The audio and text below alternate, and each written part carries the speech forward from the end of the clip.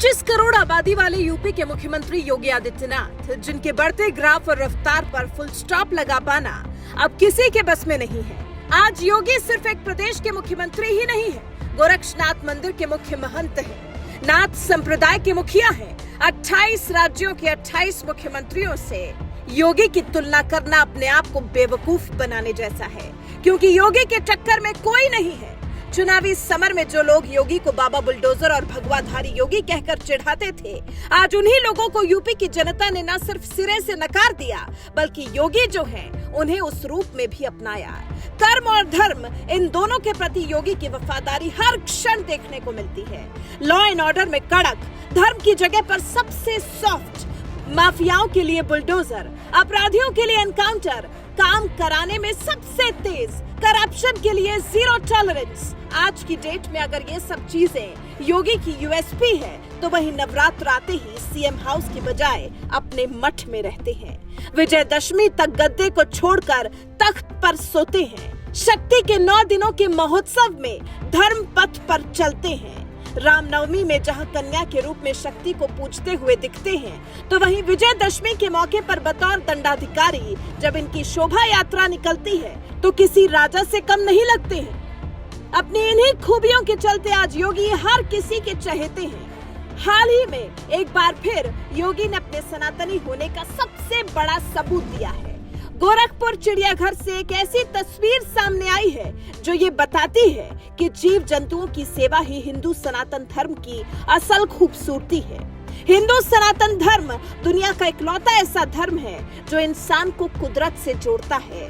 प्रकृति पूजा और जीव जंतु सेवा ही सनातन धर्म की परंपरा रही है, और ये बात सीएम योगी भी बखूबी जानते हैं। तभी तो बिना किसी खौफ के तेंदुए के बच्चों को दूध पिलाते हुए दिखे, बल्कि उनका नामकरण भी कर दिया।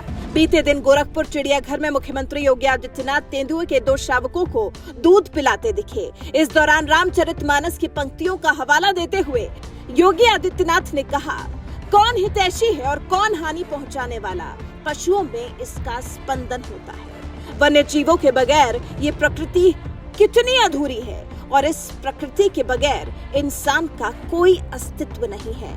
इसी बात पर जोर देते हुए योगी आदित्यनाथ कहते हैं, मर्यादा पुरुषोत्तम भगवान श्री राम वन में माता सीता व अपने अनुज लक्ष्मण के साथ ही गए थे, लेकिन वनवास काल में उनकी मदद वनवासियों, भालू, वानर, गिद्ध, यहाँ तक कि पेड़ पौधों और जंगल के नदी नालों ने की। मनुष्य भी तभी संरक्षित रहेगा जब वो प्रकृति के प्रति और जीव जंतुओं के संरक्षण के प्रति अपनी जिम्मेदारियों को लेकर सजग रहेगा।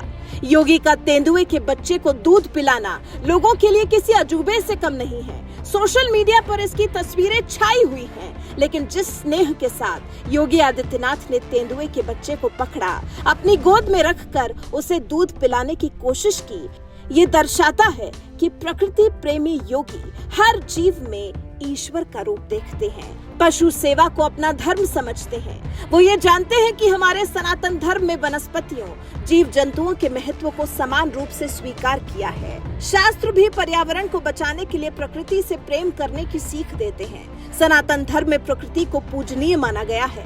बहरहाल गोरखपुर चिड़ियाघर में तेंदुए के जिन 2 बच्चों को रेस्क्यू करके लाया गया है, उनमें से एक का नाम योगी ने भवानी रखा है और दूसरे का नाम चंडी रखा है। वैसे देखा जाए तो योगी की गौ सेवा भी किसी से छिपी नहीं है।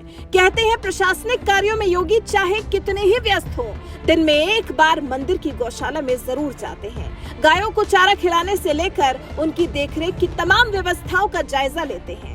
अपनी दिनचर्या में गौ सेवा को शामिल करते हैं। गौशाला में उनका एक अलग ही रूप देखने को मिलता है। कहते हैं गायों को उनके नाम से योगी बुलाते हैं, और योगी की एक आवाज पर गायों का झुंड दौड़ा दौड़ा चला आता है।